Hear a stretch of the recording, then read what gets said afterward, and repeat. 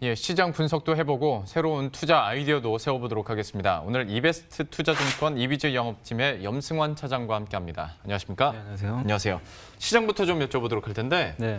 그래서 요즘 흐름들 뉴욕 증시랑 굳이 껴 맞추기도 네. 쉽지도 않고 좀 어떻게 평가하고 계십니까? 그냥 계속 좀 약한 것 같아요. 시장 자체가 뭔가 좀 반전의 계기가 좀 나왔는데도, 그러니까 어제 이제 연준에서 그 회사채, 그러니까 예. CP 매입 이제 얘기가 나왔잖아요. 그래서 사실 기다렸던 호재인데 미국 증시가 물론 반응을 했는데 국내 증시는 전혀 지금 반응을 못 하고 있거든요. 그러게요. 그러니까 이렇다는 거는 아직까지 시장 참가자들이 물론 뭐 정책을 쓴 것까지는 다 좋게 보는데 지금 미국에서 어제 확진자 수가 뭐 1,000명이 늘었다는 그런 보도도 있었던 것처럼 미국이 이제 거의 정점에 좀 올라서고 있다 보니까 이 위기에 좀 그런 거에 대한 공포감이 아직까지는 계속 한국 투자자들한테 좀 남아 있는 것 같고, 또 거기다가 좀 어렵게 흘러가는 이유 중에 하나가 지금 결국에 지금 달러가 좀 부족하다는 게 제일 문제라고 하더라고요. 그러니까 그런 측면에서 봤을 때 외국인들의 매도가 사실 뭐 일견 이해가 안 가는 건 아닙니다. 지금 달러 자금 부족하니까 일단은 계속 파는 거죠. 특히 한국은 뭐 다들 아시겠지만 ATM기로 유명하잖아요. 그래서 워낙 유동성이 네. 풍부하니까 팔기 좋습니다. 그래서 오늘 보면 사실 코스닥은 그나마 좀 양호한데 어제도 그렇고 오늘 코스피 대형주 중에 일부 종목들이 그냥 사실 별 악재가 없는데 막 7에서 10%씩 빠지는 애들이 네. 되게 많아요.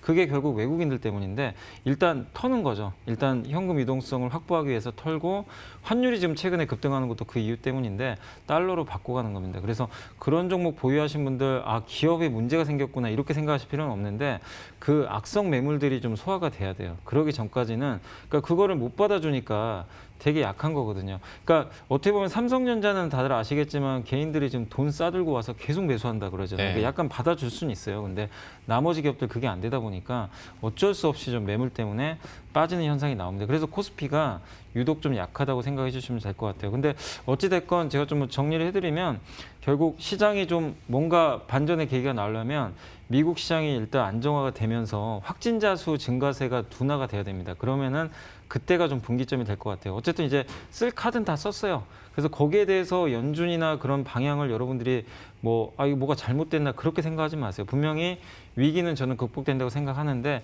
그 분기점은 미국의 확진자 수 증가세가 지금처럼 급증하는 게 아니라 어느 정도 완화될 때, 그때가 좀 포인트가 될 것 같고, 그리고 현재 우리나라 PBR 기준으로 뭐 얘기들 많이 하는데 뭐 0.66배라고 하는데 이게 2003년도 LG카드 부도났던 거 기억하실지 모르겠는데 그때랑 똑같대요. 그러니까 그때는 내수도 안 되고 그다음 수출도 안 됐던 시기입니다. 그런 시기인데 지금하고 좀 비슷할 수 있죠. 물론 지금도 내수도 안 좋고 수출까지 안 좋아질 수 있으니까. 근데 그때 이후로 뭐 시장이 또 많이 올라간 거 기억들 하실 거예요. 그러니까 그 정도까지는 빠진 상황이니까 지금 상황에서 이미 매는 저는 다 맞았다고 생각합니다. 그러니까 지금 좀 힘드시더라도 버티는 구간 같고, 오히려 한 3, 4개월 후를 염두에 둔다라면은 저는 주식 비중 확대해야 된다고 생각하고요.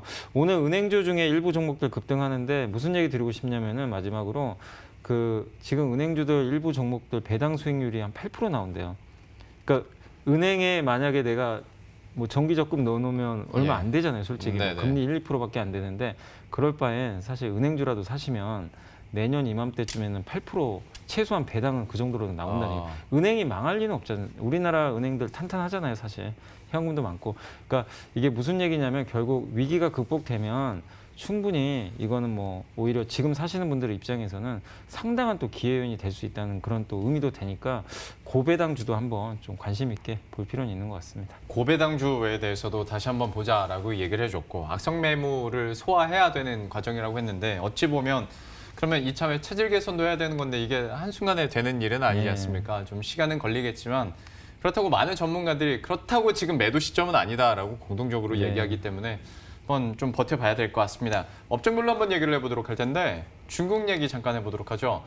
코로나19에 대한 어떤 초점이 이제 더 이상 아시아 쪽보다는 유럽이나 미국 쪽으로 많이 갔고, 네. 중국 얘기가 쏙 빠지고 있습니다. 여기는 뭐 사태 괜찮아진다고는 들려오고 있는 것 같은데. 거의 사실 뭐 종식이 된 것 같아요. 그러니까 중국이 사실 공식적으로 막 이렇게 뭘 데이터를 발표를 잘 안 하잖아요. 그렇죠, 네. 그래서 그 안에서 또 무슨 일이 벌어지는 것까지 우리가 알 수 없는데, 근데 그건 너무 음모론이니까 거기까지 가실 필요는 없고, 일단 확실한 거는 지금 중국이 확진자 수가 하루에 뭐 10명, 15명 이렇게 나오니까 거의 뭐 사실 이제 의미가 없는 수치가 발표되고 있고 사실 한국도 마찬가지 아닙니까? 지금 요즘에 100명 이하로 발표되니까 네. 많이 잠잠해진 건 사실이에요. 그러니까 그런 관점에서 봤을 때 어제부터 오늘도 보시면 아시겠지만 중국 소비주가 갑자기 지금 급등을 하고 있어요. 오늘도 아모레퍼시픽이 급등하고 있는데 사실 제가 이제 원고를 어제 쓰긴 했는데 아무래도 좀 화장품 쪽은 좀 다시 봐야 되지 않을까. 그러니까 중국 소비주가 좀 많이 있지만 네. 그 중에서도 화장품 쪽이 사실 중국 매출 비중이 굉장히 높은 회사들이 많잖아요. 그래서 오늘 아모레가 좀 급등하는 것도 사실 저는 그 배경이라고 보거든요. 그러니까 한마디로 실제로 좀 중국의 데이터가 조금씩 개선이 되고 있다는 그런 얘기들이 또 나오고 있어요. 그래서 그렇게 보면 중국 사람들이 경제 활동을 할 거고 또 지금 중국이 지준율 인하라든가 소비 쪽을 좀 활성화시키려고 정책들이 많이 나왔는데 그동안 이제 못 샀던 화장품을 살 수 있다는 거죠.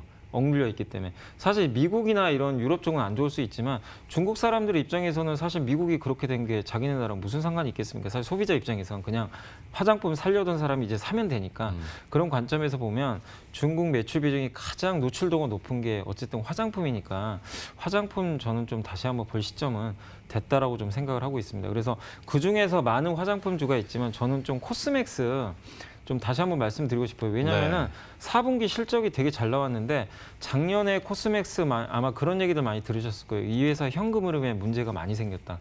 왜냐하면은 중국 그 상해법인이 여기저기 오프라인 뭐 이렇게 그 쪽에 좀 매출 비중이 높은 편이긴 한데 이쪽에 그 뭐 아모레나 뭐 로레알이나 이런 유명한 회사들 말고요. 좀 어떻게 보면 약간 중소규모의 그런 화장품 고객사들한테 굉장히 이제 매출 채권을 많이 발행을 해준 거죠. 이게. 예. 근데 그게 회수가 안 된 거예요. 네. 이게 안 팔리다 보니까. 그래서 일부는 부도가 난 것도 있고. 그래서 주가 곤두박질 쳤던 건데 4분기 실적을 딱 이게 열고 보니까 그게 많이 해소가 됐더라고요. 그러니까 이게 이제 정상화되는 거죠. 그러면 결국 중국만 이제 매출이 늘어나면 결국에 이제 작년에 안 좋았던 리스크는 이제 해소가 완전히 되는 거거든요. 근데 이제 중국 리스크가 조금씩 해소가 또 되고 있잖아요. 코로나 이슈가. 네. 그렇게 봤을 때 이제 코스맥스는 더 이상 나쁠 건 사실 없는 거죠. 작년에 매 다 맞고 코로나 때문에 한 번 더 맞은 거예요. 근데 이제는 더 이상 악재 나올 게 없기 때문에 그런 관점에서 뭐 아무래도 좋지만 저는 화장품 회사 중에선 작년에 너무 안 좋았지만 올해 좋아지는 회사로 한번 코스맥스 지금 장에서도 좀 좋을 수 있는데 앞으로도 좀 유망한 기업이니까 한번 화장품주에서는 한번 관심 있게 보시면 좋을 것 같습니다. 조금 어떤 중국 소비 관련 그리고 화장품 관련해서 최선호주 코스맥스 의외긴 합니다. 그러니까 분명히 악재도 있었고 오늘 장에서도 외국인이 삼성전자보다 LG생활건강하고 아모레퍼시픽 더 많이 사더라고요. 네. 그래서 역시 그래도 고가 브랜드 있는 데가 낫나 싶었는데 그래도 최선호주로 코스맥스 얘기를 해주셨고 악재들이 이제 다 털린 상태다라고 얘기를 했으니까요. 앞으로도 흐름들 좀 반등 계속 이어갈 수 있을지 지켜보도록 하겠습니다.